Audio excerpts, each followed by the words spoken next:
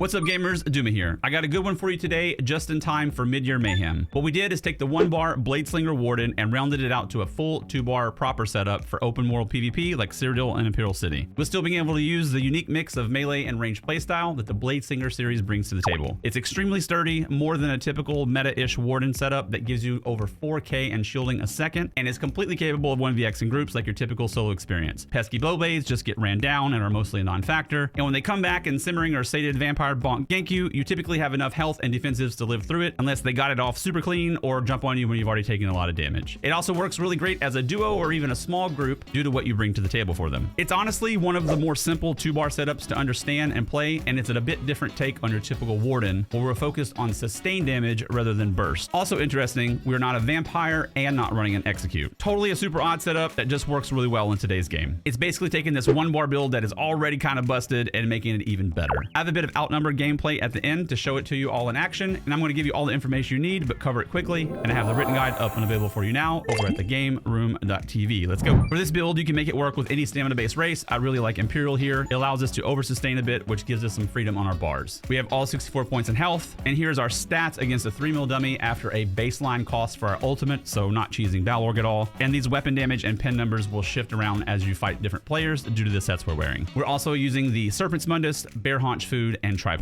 Our first set will be back barring only is Wretched Vitality. It's a thirsty build with a heavy stam and mag drain, so no surprise here. Then after playtesting a bunch of sets, I settled in with Oak Fathers, which gives us solid weapon damage, and then a very unique 5 set that gives us more weapon damage and penetration depending on the volume of buffs an enemy has. You'll end up with mostly consistent solid weapon damage and pen, and most people in Oaken Soul just get totally smashed. Then we run the Balorg monster set with a cheap costing ult for even more weapon damage and pen for 12 seconds after ulting. And the ult we use gives us 6 to 36% damage increase for 15 seconds, going hand in hand with Balorg's perfectly for the setup. So after every ult, you're just pumping out goofy amounts of sustained damage on groups. We put all that together like this. I ran this with 3 heavy, 3 medium, 1 light, with 4 M-pen, 2 well fitted, and 1 reinforced, with defending and reinforced sword and board back bar. This puts you at just under resist cap as well while on the back bar, which is super good. Double maces in Nern and Sharpened, double barring escapist poisons, using the Markin Mythic for extra weapon damage and to help us ride the resist cap line with armor, and standard enchants and traits overall. For CP, I felt like this was the sweet spot for me. I recommend at least starting here before you make changes, because this really makes the whole kit well-rounded. Also take note of the Bastion CP, which we'll talk about in just a moment. Skills are here for you as well. I'm going to break them down quickly for you with how to set up kills and whatnot, because it's a bit out of the norm, especially with the throwing knife spammable. And then I'm going to show you where you have some freedom to push and pull things around for personal preferences without torpedoing the setup. Let's talk about the back bar first. We're back barring Wretched, so it's important that you be in tune with what's going on back here so you can proc both of its 5 set bonuses reliably. In order to fully proc Wretched, you need both a major and minor buff going out while back here. Netch and Lotus are majors, Vigor is minor, and Ice Fortress is both major and minor. I don't like the dynamic nature of relying on tracking Wretched with these 3. I prefer 1 button press to proc both elements of Wretched without fail, with no brain power needed when playing Outnumbered versus many people. So I use Ice Fortress for my Wretched quite often. You just refresh this at 15 seconds of its timer and done. Both lines of Wretched are proc. You can also double up with something like Vigor plus a Netch refresh, getting a heal and a purge. I do that as well at times, but sometimes you don't want to lose your front bar momentum, and you just want as fast a refresh on the back bar as possible to get back to chopping quickly and finish off a player or group without losing your sustain. I kind of do it both ways, but for my internal tracking on the fly typically, I just 1 button refresh Wretched with Fortress. I don't think there's a wrong answer on the way you want to do it, as long as you're back here as little as possible, because this is a sustained damage setup and you don't want to lose momentum. A quick note that if you are buffless, the initial use of Netch, if 1 is already out, will proc both aspects of Wretched, since you're also proccing your class passive for minor toughness as well. But further refreshes of Netch, refreshing your Brutality, will refresh its associated major Wretched component, but the refresh of the minor toughness does not refresh the minor component when using Netch. And then when minor Wretched runs out, it will not refresh the minor element any further. I don't know what that's about exactly, kind of a small niche thing, but I wanted you to be aware of it. If you are new, think about this setup like this: armor buffs and this block, DPS buffs and this block, big heal in the middle. We're also running Spell Wall back here, super cheap, and more or less immortality for a bit to recover or reposition or whatever you have to do. Last, we have both a stamina heal and a magic heal back here, so you'll always be able to cast something in a pinch. And don't forget to abuse the free purges from spamming Netch. If you're kiting and you have a free global, typically throw it into Netch. It's free, you get a baby heal and a free purge. Front bar here from the Warden skill lines, we got damage wings and deep fissure, pretty basic stuff there. Healing contingency, if you've seen any of my 1-bar stuff, you know how I play with this with dodge rolls. I still do the exact same thing with the 2-bar setup, just a less amount. out. Dodge rolls give you an iframe, which is among the best damage avoidance possible, especially when you weave it into your combat with dodge roll weaving abilities. The scripts I have here are Healing, Sage's Remedy, and Intellect and Endurance for our minor sustain buffs. With Polar Wind and Sage's, you get double hots here, and with the shielding we're about to talk about, that's usually more than enough to out-defense a lot of people. With Contingency, you're honestly over-defensive a lot of times, so there's some wiggle room to replace this for sure. The sweats out there can probably remove it entirely for more damage of their choice. Dual wield execute is good, blood craze, lots of options. But I think it's a great safety net for those learning, and it's exactly what I use to 1vx lots of situations with no problems. So it definitely works this way as well. It's just extra safe with a bit less damage. A quick note here, there are some really unique ways that I'm using this that it's not very intuitive on the tooltip. I have a short guide here for you if you want to learn how to use it like I do. I'll link in the description, but it's a lot more to it than just pressing the button. Having this also gives you some bar freedom, and you can remove this for a flex spot of your choice for more damage or whatever you feel that you need. I would not make this a damage version of Contingency if you choose to keep it. It makes things clunky and ruins the sustain damage a bit. Remember, this is not really a burst setup, as silly as that sounds for an overworld setup. The sauce here, Shattering Knife. We have the scripts of multi-target, which basically turns it into a frag grenade exploding on all enemies hit. War Mage's Defense, which is a big one for the setup and playstyle, and then Minor Vulnerability, which makes the multi-script apply minor vuln to everything it hits. If this is new for you, this is both a ranged and melee spammable, so you can start trucking before you even get to the target. If someone gets distance on you trying to escape, you can keep up almost 100% of your damage, including poisons, since it's a weapon ability, just minus light attacks. It lets you dance and bob and weave around in ways you can't with a typical spammable here. This shield script is crazy busted as well. I'm going to show you in action in just a second with a short clip that brings all of this together nicely for an example. The TLDR is, with Bastion CP and the next ability I'm about to show you, you get over 4k shielding a second while spamming into enemies. This just passively shrugs off lots of junk being thrown at you, just shielding through dots and status effects and all sorts of things. Chilling Soul, this does several things for us. Knife is expensive, so weaving in intermittent souls here helps break up the flow of stam drain while filling in the gaps with a decent-ish frost spammable tooltip when buffed, which we aren't here. It's also going to apply our CC with the class script and give us major vitality, increasing our healing and shielding done by 12%, which is the final piece to get the over 4k shielding a second from our knife. And then finally, the Brazzle Dazzle that no one expects, Thrive in Chaos. I like this much more than Dawnbreaker here, and I'll explain why. We aren't running a crit or burst setup. We don't have Dizzy, we don't have Execute, you aren't blowing anyone up in a global. You're putting out solid sustain damage on people and whole groups. So what this does is give you a damage increase of 6% per target hit up to 6 targets, or 36% damage increase for 15 seconds, which is close in line with the damage buffs coming from your Balorg of 12 seconds after you ult. They go perfectly together, and it's super cheap.